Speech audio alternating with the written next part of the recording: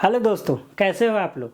आपके अपने channel let's study India में आपका स्वागत है। जैसा कि हम लोग फर्स्ट चैप्टर वैद्युत आवेश तथा वैद्युत क्षेत्र, जो कि आपका पहला यूनिट है स्थिर वैद्युतिकी का, वो स्टार्ट कर चुके हैं, जिसमें कि हम लोग कूलाम के नियम, मूल आवेश और कूलाम की परिभाषा, एक कूलाम की परिभाषा और कूलाम के कुछ अच्छे क्वेश्चन भी लगा चुके हैं। तो जैसा कि आज हम लोग पढ़ने वाले हैं वैद्युत क्षेत्र की तीव्रता। पिछले लेक्चर में हम लोगों ने वैद्युत क्षेत्र के बारे में काफ़ी डिटेल में डिस्कशन किया था। यदि आपने नहीं देखा है तो उसको जरूर देख लीजिए। वैद्युत क्षेत्र का आपका जितना भी वैद्युत क्षेत्र का कॉन्सेप्ट होगा या वैद्युत बल रेखाओं का कॉन्सेप्ट, वहाँ से आपका क्लियर हो जाएगा। वहाँ पर मैंने बताया था कि वैद्युत बल रेखाएँ किस प्रकार बाहर निकलती हैं, किस प्रकार अंदर की ओर जाती हैं, प्लस से माइनस की ओर जाती हैं, माइनस की ओर प्लस की ओर जाती हैं, उसका डायरेक्शन भी मैंने बताया था। तो उसको जरूर देखिएगा बच्चों। और आज हम पढ़ेंगे वैद्युत क्षेत्र की तीव्रता। तो पिछले लेक्चर में देखे थे कि वैद्युत बल रेखाएं थी, तो उसकी तीव्रता कितनी होगी, इंटेंसिटी कितनी होगी। वैद्युत क्षेत्र जो है हमने बताया था कि हर कोई का क्षेत्र होता है। जैसे प्रिंसिपल साहब हैं, उनके पूरा स्कूल में कब्जा रहता है, क्षेत्र रहता है, वो इस टीचरों को डांट सकते हैं। और जो स्कूल के टीचर हैं वो क्लास में, एक क्लास में ही बच्चों को सीमित रह सकते हैं। एक क्लास में गए तो एक ही क्लास के बच्चों को ही प्रभाव डालेंगे। जैसे ही जाएंगे क्लास में, बच्चे उनके ओर क्या करने लगेंगे, देखने लगेंगे, जिसकी वजह से बल उत्पन्न हो जाता है उनके अंदर, बच्चों के अंदर, जिसकी वजह से सारे के सारे क्या होने लगते हैं, बोर्ड की ओर देखने लगते हैं। तो इसी को बोला जाता है क्षेत्र।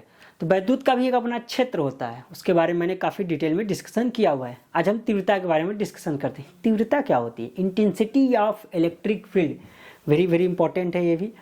इंटेंसिटी ऑफ इलेक्ट्रिक फील्ड, देखिए वैद्युत क्षेत्र की जो तीव्रता होती है, कोई भी एकांक धन परीक्षण आवेश, एकांक धन परीक्षण आवेश क्या होता है सर, इसके बारे में हमने काफ़ी डिटेल में बात किया था बच्चों। आप लोगों से मैंने काफ़ी डिटेल में बात किया था कि जो एकांक धन परीक्षण आवेश होता है वो बहुत ही सूक्ष्म आवेश होता है। ये बार बार आएगा बीच बीच में, इसको ध्यान रखिए। एकांक धन परीक्षण आवेश बहुत ही सूक्ष्म आवेश होता है, जिसका खुद का बहुत ही कम, खुद का भी क्षेत्र नहीं होता, इतना सूक्ष्म होता है। इससे खुद का भी एक पावर नहीं होता, इतना कम पावर है इसके अंदर, खुद ही घर ही में रहता है, समझ लीजिए इतना छोटा सा है ये, ठीक। और यदि कोई आवेश इसके पास में रखा जाए, और ध्यान रखिएगा इस पर पॉजिटिव चार्ज होता है परीक्षण आवेश पर, जब इस पर यहाँ पर आवेश रखा जाए तो ये आवेश इस पर क्या लगाएगा, बल लगाएगा। कूलाम का नियम ही कहता है, ये आवेश इस पर क्या लगाएगा, बल लगाएगा। कूलाम के नियम में हमने पढ़ा था। अब ये जितना बल लगाएगा वो उसके परिमाण के क्या होगा, बराबर होगा। जरा इसका डिफिनेशन देख लीजिए बच्चों।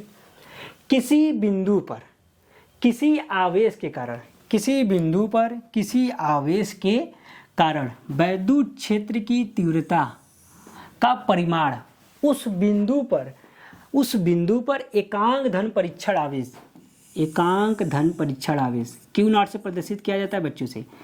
लगने वाला बल के क्या होता है, बराबर होता है। इसे ई वेक्टर से प्रदर्शित करते हैं। आपका होता है E vector equal to F vector upon Q naught. F vector आप लोग कूलाम के नियम में हमने बताया था, जिसका फार्मूला आपका क्या हो जाता है, आपने कूलाम के नियम में हमने बताया था कि 1/4 pi epsilon not Q1 Q2 upon में कितना R²। यहाँ पर कोई भी आवेश ऐसे समझ सकते हैं कि यहाँ पर कोई आवेश, यहाँ पर देख सकते हैं बच्चों कि यहाँ पर कोई आवेश है Q, और यहाँ पर आपका धन परीक्षण आवेश है आपका क्या, Q0। तो इस पर जो फोर्स लगेगा वो हो जाएगा E vector equal to F vector upon Q0। F vector का आप फार्मूला इस तरह से यहाँ से देख सकते हैं, 1/4 pi epsilon not Q1 Q2 upon में R²। इसका जरा मात्रक बार डिस्कशन कर लेते हैं। तो आपको पता होना चाहिए कि जो बल का मात्रक होता है वो होता है न्यूटन, और आवेश का मात्रक क्या होता है बच्चों, कूलाम। तो मात्रक हो जाएगा आपका न्यूटन प्रति कूलाम। इसको आप नीचे भी लिखा हुआ है, यहाँ पर देख सकते हैं कि इसका मात्रक न्यूटन प्रति कूलाम या किग्रा मीटर प्रति सेकेंड, सेकेंड नहीं यहाँ पर बच्चों होगा, यहाँ पर होगा सेकेंड क्यू, सॉरी यहाँ पर सेकेंड क्यू होगा। तो न्यूटन प्रति कूलाम या तो होगा किग्रा मीटर प्रति सेकेंड क्यू एम्पियर। तो ये ज़्यादातर ये पूछा जाता है। इसका एक और मात्रक भी होता है, उसको भी बच्चों वेरी वेरी इंपॉर्टेंट, उसको भी नोट कर लीजिए। यह होता है वोल्ट प्रति मीटर। इसका 3 मात्रक हमने लिखवा दिए, न्यूटन प्रति कूलाम, किग्रा मीटर प्रति सेकेंड क्यू एम्पियर, वोल्ट प्रति मीटर। तीनों में से सबसे फेमस आपका है ये वोल्ट प्रति मीटर, इसको ध्यान रखिएगा बच्चों, ये फेमस है सबसे ज़्यादा पूछने वाले में, और ये न्यूटन प्रति कूलाम। तो इसको कॉपी में नोट कर लीजिए। और इसका बीमी सूत्र हमने बार बार बताया है कि बीमी सूत्र हम आपको निकाल कर फार्मूले से दिखाएंगे। आपको बीमी सूत्र याद करने की जरूरत नहीं है, फार्मूला या मात्रक से फिर बीमी सूत्र निकालना सीखिए बच्चों। इसका जरा हम बीमी सूत्र निकालते हैं, इसको आप तो स्क्रीनशॉट भी ले सकते हैं या तो नोट कर सकते हैं। जरा हम देखिए बीमी सूत्र इसका किस प्रकार निकालते हैं, इसको आप लोग स्क्रीनशॉट भी ले सकते हैं, ठीक है। अब देखिए हम यहाँ से आपको बीमी सूत्र निकाल के दिखा रहे हैं। जरा बच्चों बताइए बल का बीमी सूत्र क्या होता है, ML_T-2। बेसिक आपको याद होना चाहिए। और Q नॉट का बीमी सूत्र क्या होता है, AT। तो आपका बन जाएगा, ये T ऊपर जाएगा तो किस में हो जाएगा, माइनस में, तो आपका हो जाएगा ML_T-3। ये T ऊपर जाएगा तो किस में हो जाएगा, -1, तो -1 और -2 कितना हो जाएगा, -3। तो हो जाएगा ML_T-3 अपॉन में A बच जाएगा। ये T तो ऊपर चला गया, चाहे तो आप A भी ऊपर ले जा सकते हैं, तो A के पावर कितना हो जाएगा, -1। तो आपका मल्टीप्लाई करेंगे तो क्या हो जाएगा बच्चों, ML_T-3A-1। तो ये आपका हो गया वैद्युत क्षेत्र का बीमी सूत्र। यहाँ पर लिखा हुआ है ML_T-3A-1। यहाँ से आप नोट कर सकते हैं। और किस तरह से निकाला जाता है यहाँ पर मैंने निकाल कर आपको दिखा दिया है। तो आप चाहे तो इसका स्क्रीनशॉट ले सकते हैं या आप यहाँ से नोट भी कर सकते हैं। ठीक बच्चों, आगे बढ़ते हैं। अगला जो हमारा है टॉपिक है, नोट में कुछ पॉइंट लिखा हुआ है कि वैद्युत क्षेत्र एक सदिश राशि होती है। ये मैंने वेक्टर से दिखाया था, वहीं से आप लोग जान गए होंगे। दूसरा पॉइंट है, देखिए हर सदिश राशि का एक डायरेक्शन होता है, हर एक सदिश राशि का डायरेक्शन होता है। जैसे वैद्युत द्विध्रुव आगे आएगा उसका भी डायरेक्शन होगा। इससे पहले भी हम लोगों ने वैद्युत आवेश का भी डायरेक्शन देखा था कि किस तरह से फोर्स लगा रहे हैं पिछले लेक्चर में। तो इसमें भी आप लोग देख सकते हैं कि इसकी दिशा धन परीक्षण आवेश पर, इसकी जो दिशा होगी धन परीक्षण आवेश पर लगने वाले बल की दिशा में होगी। क्या कह रहा है, यहाँ पर मान लेते हैं यहाँ पर कोई Q आवेश है बच्चों, ठीक। यहाँ पर आपका धन परीक्षण आवेश रखा है +Q0। यदि इस पर फोर्स इस डायरेक्शन में लग रहा है तो वही बोल रहा है कि जिधर धन परीक्षण आवेश पर बल लगेगा वैद्युत क्षेत्र की दिशा भी किधर ही होगी, उसी साइड होगी।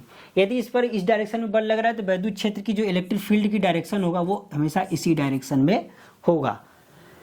यहाँ पर अगर Q0 कर दिए और यहाँ पर +Q कर दिए तो वैद्युत क्षेत्र की दिशा किस डायरेक्शन में हो जाएगी, वैद्युत क्षेत्र का अगर इस डायरेक्शन में लग रहा है इस आवेश की वजह से, तो वैद्युत क्षेत्र की डायरेक्शन जो है इस डायरेक्शन में हो जाएगा, यानी उसका डायरेक्शन जो है चेंज हो जाएगा। अगला जो है इस पर हम लोग कुछ क्वेश्चन लेकर आए हुए हैं, ये आइए क्वेश्चन को सॉल्व किया जाए। ठीक है, इन दोनों नोट को वेरी इंपॉर्टेंट है, ऑब्जेक्टिव में पूछ सकता है, इसको आप लोग नोट कर लीजिए। अगला ये देखिए क्वेश्चन है 2009 में पूछा गया है आपका कि एक अल्फा कण पर याद है कि नहीं बच्चों, मैंने बताया था अल्फा कण पर कितना आवेश होता है, भूल गए। अल्फा कण पर जो आवेश होता है वो होता है 2 इलेक्ट्रॉन, यानी इलेक्ट्रॉन का 2 गुना। तो सबसे पहले जैसे ही अल्फा कण आई यहाँ पर समझ लीजिए बच्चों कि अल्फा कण पर जो चार्ज होता है वो इलेक्ट्रॉन का क्या होता है, 2 गुना होता है। क्वेश्चन पढ़ते हैं। एक अल्फा कण पर 15 × 10⁴ न्यूटन प्रति कूलाम का वैद्युत क्षेत्र में स्थित है। अच्छा, उस पर लगने वाले बल का मान होगा। अब जो दिया है फिजिक्स का सवाल में जो दिया है पहले उसको लिख लिया जाता है। लिख लेते हैं बच्चों हम जरा। सबसे पहले दिया है अल्फा कण इतना न्यूटन प्रति कूलाम, इससे पता चल जा रहा है कि ये वैद्युत क्षेत्र है। तो E = दिया है हमारा 15 × 10⁴ न्यूटन प्रति कूलाम, यानी 15 × 10⁴ न्यूटन प्रति कूलाम वैद्युत क्षेत्र में से रखा गया है। और उस पर लगने वाले बल का मान क्या होगा, हमसे पूछा है F, बल का मान क्या होगा। इसको सॉल्व किया जाए बच्चों। देखिए बहुत आसान है, आपको पता है E = होता है F/Q। ठीक, तो जो आवेश है, आवेश क्या है, अल्फा कण दिया है और अल्फा कण पर आवेश कितना होता है, इलेक्ट्रॉन का, अल्फा कण पर जो आवेश होता है वो होता है इलेक्ट्रॉन का 2 गुना। अल्फा कण पर जो बच्चों आवेश होता है वो होता है इलेक्ट्रॉन का 2 गुना। तो यहाँ पर ई वेक्टर का वैल्यू रख दीजिए, बस आप फार्मूले में पुट कीजिए वैल्यू और आपका क्या हो जाएगा, सॉल्व हो जाएगा। तो ई वेक्टर का जो वैल्यू होगा वो होगा 15 × 10⁴। एफ निकालना है आपको बल तो क्या चाहिए, बल का मान निकालना है। और आपका अल्फा कण पर जो आवेश है वो है 2 इलेक्ट्रॉन, यानी 2 इंटू 1.6 इंटू 10⁻⁻19 कूलाम। बस बस बस, इसको इस साइड लेकर आइए, मल्टीप्लाई हो जाएगा। तो 15 और 2 का मल्टीप्लाई करेंगे तो हो जाएगा 30 इंटू हो जाएगा 1.6 इंटू 10⁻4, यहाँ पर 10 के पावर कितना है बच्चों, -19। तो 10⁻4 और 10⁻−19 हो जाएगा आपका 10⁻−15। यहाँ पर हो जाएगा इंटू 10⁻15। अब जब इसमें मल्टीप्लाई करेंगे तो आ जाएगा आपका 16 तियाँ कितना होता है, 16 16 16 32, 16 तियाँ 48। तो आपका हो जाएगा 48। और एक पॉइंट बाद क्या लग जाएगा, दशमलव लग जाएगा, इंटू हो जाएगा 10⁻15 इक्वल टू F। तो ये फोर्स लगा। तो ये आपका 2009 में क्वेश्चन पूछा गया था, इतना सिंपल सा है। इसको चाहे तो नोट भी कर सकते हैं, या तो आपका स्क्रीनशॉट के लिए रुकिए, अभी दे दे रहे हैं हम। यहाँ से आप क्या कर लीजिए, स्क्रीनशॉट ले लीजिए, इसका सॉल्व किया हुआ मैंने। इसको यहाँ पर आप स्क्रीनशॉट इसका ले सकते हैं बच्चों। यहाँ पर आप चाहे तो इसका स्क्रीनशॉट ले सकते हैं। आपका आया है 16 दूना 32, 15 दूना 30, 15 3 इसमें मल्टीप्लाई किया गया बच्चों 16 इंटू 2 कितना हो जाएगा 32। इसका इसमें मल्टीप्लाई कर दिया गया है। और 32 में जब 30.2 में जब 15 का मल्टीप्लाई करेंगे तो यहाँ पर आ जाएगा आपका 30 15 3 45 3 48। तो यहाँ पर एक पॉइंट भूल गए हैं मैम,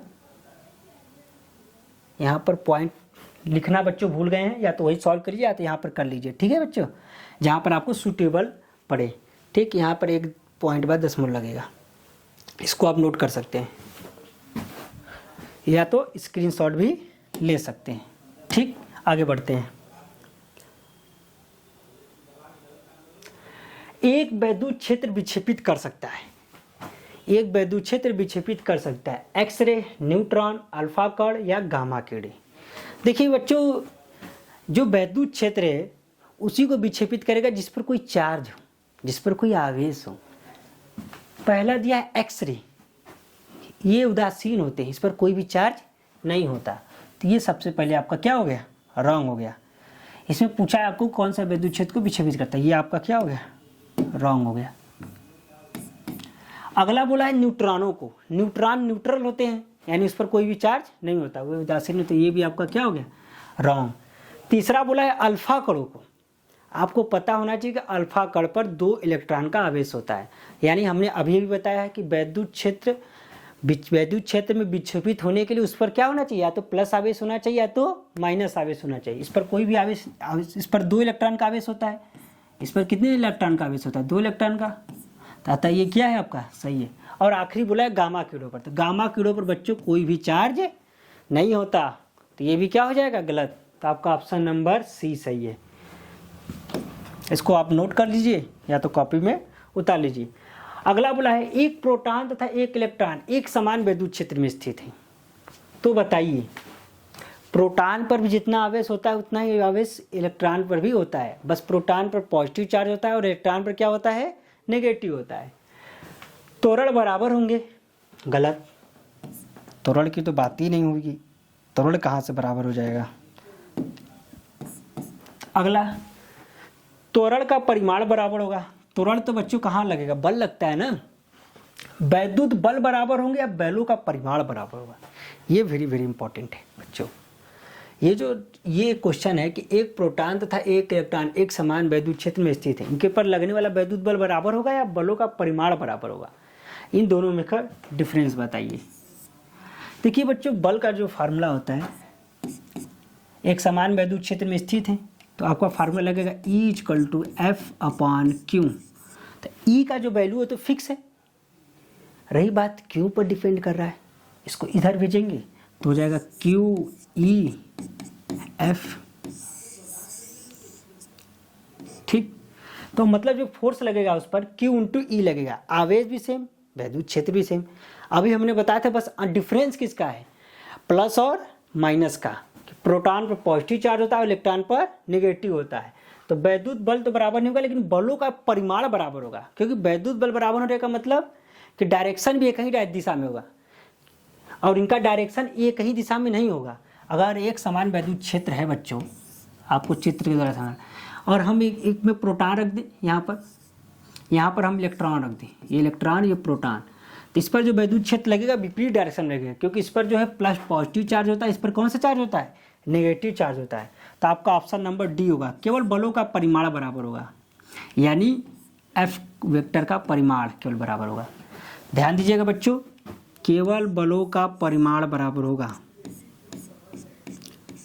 क्योंकि बल एक कैसी राशि है, सदिश राशि है, ये डायरेक्शन पर डिपेंड करती है, ध्यान रखना बच्चों। तो बलों का परिमाण बराबर होगा। तो इसको आप कॉपी पे नोट कर सकते हैं, या तो आप चाहें तो इसका स्क्रीनशॉट भी ले सकते हैं। तो बच्चों इसको नोट कर लीजिए, और जैसा कि आप लोग पढ़ाई करना चालू कर दीजिए, मैं बार बार कह रहा हूँ एग्जाम नज़दीक आने वाले हैं। तो मिलते हैं अगले लेक्चर में एक और इम्पोर्टेंट टॉपिक के साथ।